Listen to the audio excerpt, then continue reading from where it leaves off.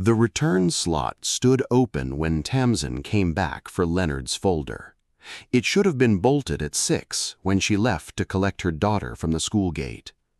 Rain had stopped, but a thin spill of water shone on the tiles beneath the flap. "Leonard?" She called. The map gallery answered with the soft tick of its wall clock. Then she saw the ladder lying at an angle across the polished floor, and Leonard Pask beyond it, his tan raincoat open under one shoulder. An atlas lay open by his hand. Tamsin knew the cracked green cover before she reached him. It had been missing from the top shelf for years. She did not touch him. She rang for an ambulance, then for the police, and stood with one hand against the cold map cabinet until the call ended. At 4, Leonard had stood at the issue desk with a copy of the restoration ledger folded inside his campaign folder. "Tomorrow," he had said, tapping the folder, "they will call this building a cost. I would like them to say it with the figures in front of them." Eamon Seld was at the returns trolley, putting books in a neat line. "There are procedures, Leonard. There are sums. Procedures are what people say while they hope sums will go away." Mara Keel, shelving picture books near the children's corner, had looked down at the spines in her hands. Tamsin had wanted to tell Leonard not to make a show of it. Her daughter was waiting for supper, and Tamsin still had to collect her. Instead, she had taken the folder from his elbow and said she would bring it back if he forgot it. He had smiled, not quite at her. "Keep it safe, then." Now the folder was under her arm, and he was on the floor. A constable asked whether Leonard had been alone. Tamsin said she did not know. She pointed to the water at the return slot, then to Leonard's right brogue. The leather was dark at the toe. Could he have slipped? The constable asked. "He knew that ladder," Tamsin said. "He used it for the maps." The constable bent over the ladder. Old wheels. Tamsin looked more closely. Each wheel had a small metal lever. Both levers stood raised. On the left one, the dust was broken by a clean, pale curve, as if a thumb had passed over it. Eamon arrived before the ambulance officers had finished. His navy jumper was dry, and his hair lay flat against his head. He stood behind the tape, hands in his pockets. His eyes went to the water. "I locked up," he said.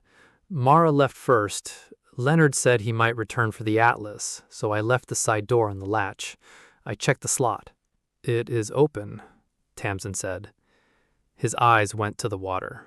"Then Leonard must have come in after. He was worked up. About the meeting? About everything." Eamon looked past her to the atlas. "And that book. He had no business taking it." Tamsin did not answer. The atlas was open to the street plans. In its rear pocket was a square of cream paper folded twice, Leonard's old reading slip. He had used one for every map he consulted, even when nobody else was waiting. The following morning, the library stayed shut. Tamsin sat at the issue desk with the keys between her palms. Gideon Bale came in from the committee rooms with his document case pressed to his side. "I'm sorry, this is dreadful." "You came last night?" "I came to speak to Leonard. He had sent messages." Gideon showed her the screen of his phone. Leonard's words were there. "You cannot close a place you have not bothered to count." "Did you see him?" "No, my case was in the hall. I went to the back entrance when I saw the police." "You left your papers in the hall?" "I did not think I would need them." His face changed color. "You do not suppose he did this to make a point?" Tamsin put the phone down. "No." Gideon looked at the wet shoe noted on the officer's form, the ladder, the returned atlas. He said nothing more, but his relief had the shape of an answer. Mara came in at noon and did not remove her coat. Her red trainers left little dark commas on the mat. "I didn't go straight to the bus," she said. "I told them I did." Tamsin waited. "I had a key, a copy, from last year when I got locked out after a late shift." Mara rubbed her thumb over the frayed strap of her bag. "I kept it. I know that was stupid. Did you use it last night?" No. "I walked to the bakery because I didn't want to go home yet. I saw Eamon at the side door. He had gone out with us. Then he came back. I thought it was the figures. He said he locked up and went home. I know. I'm sorry. Tamsin thought of Eamon at the trolley, making every book square. She asked Mara where the fund ledger had been. Mara led her to the office. The book sat in its usual drawer, but one page had been torn out close to the spine. On Leonard's desk calendar, in the small black writing he used for facts, were 4 words: copy for vote, take Atlas. Tamsin took the campaign folder from her bag. Behind the printed petition was a single copied page. The restoration account showed a payment signed out to a roofing firm that had never repaired the library roof. Beside it, in Eamon's careful initials, was a note: emergency holding payment. She did not call the police at once. She put the copied page back in the folder and rang the police station. Then she asked the constable for the ladder test form. Outside, rain began again against the high windows. Gideon remained by the door. If this comes out, he said, the vote cannot go ahead. It goes ahead, Tamsin said. You can decide what you say when it does. He was going to shame us. He was going to show you a page. Gideon looked at the drawer, at Leonard's pencil, and then at the empty children's corner. There are people in that room who will say we had no choice. There are always people who say that after somebody has made a choice for them. Tamsin carried the atlas back to the evidence table. Its cover had a pale square where a label had once been. Leonard had told her, years before, that the first map a child sees ought to show a road out as well as a road home.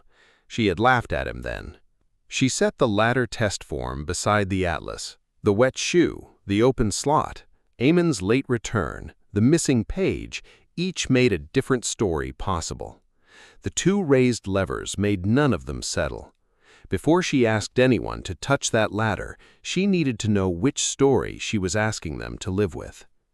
At the side door, the latch sat back from its plate.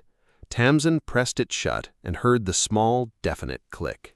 The constable came back with the form and a paper cup of tea she did not want.